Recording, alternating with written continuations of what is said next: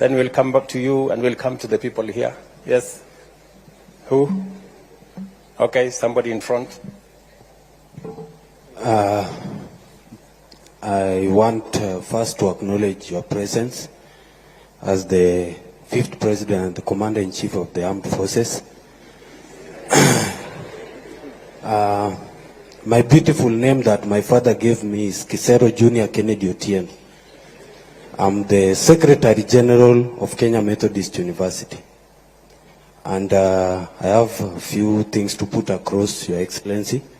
First, when I entered this hall, I like checking where I am. I saw from whatever is written here, hashtag fear has fallen. Your Excellency, the fear has not fallen, that's why we are here. So,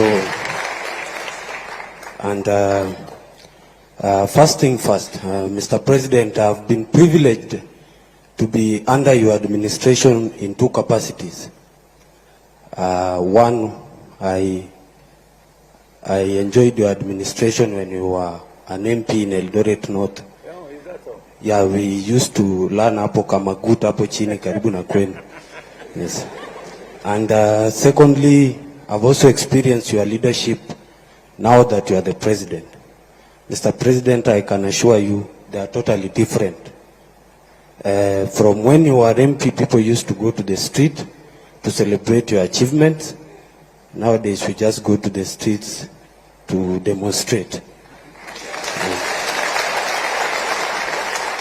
And Mr. President, don't get me wrong in the first place.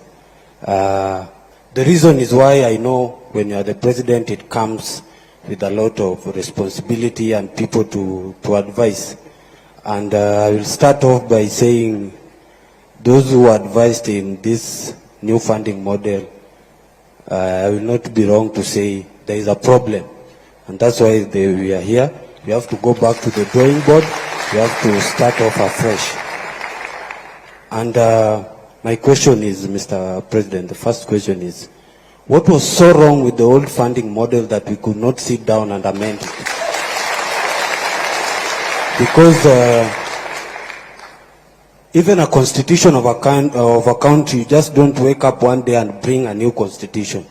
We always go and say, hii clause imetufinya kidogo kama wananchi. We go to the parliament, they amend it, and they take it to the president to ascend and sign it. So I feel we should go back to the old funding model and amend it. Because, Mr. President, we don't lack stakeholders, we don't lack resources. These people sitting here, watu wanafanya law, nursing, medicine, there are brains here which can sit down in those panel and say, where did we go wrong? First, I want to acknowledge that the new funding model has got good ideas, very brilliant ideas, but the implementation is very wrong, and it's not pleasing based on the fact that there are also challenges from the help. You know, when comrades sit in the same room with the help guys, it's a miracle.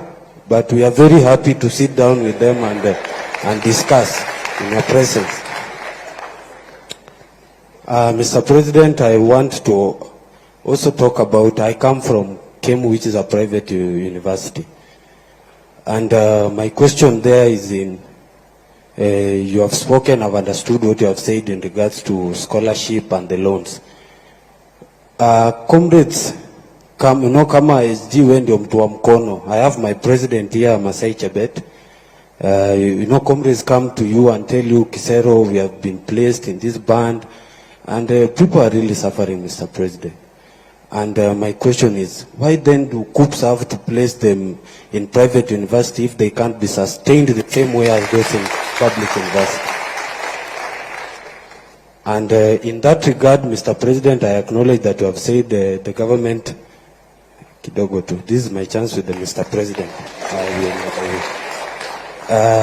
You have acknowledged that the government said it has debts, and my university is one that is in the same category. Tunadai the government. They have been so lenient enough to allow students to learn with the limited resources they have.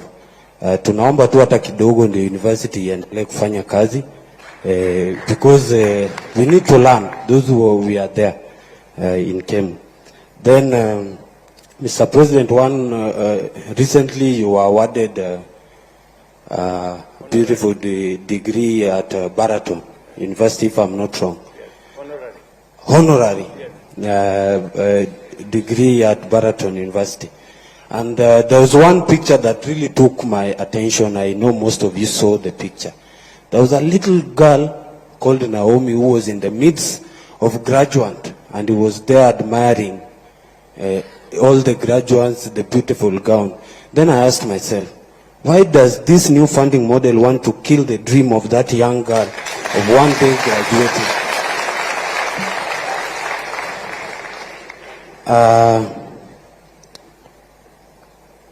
I want to say this, Mr. President.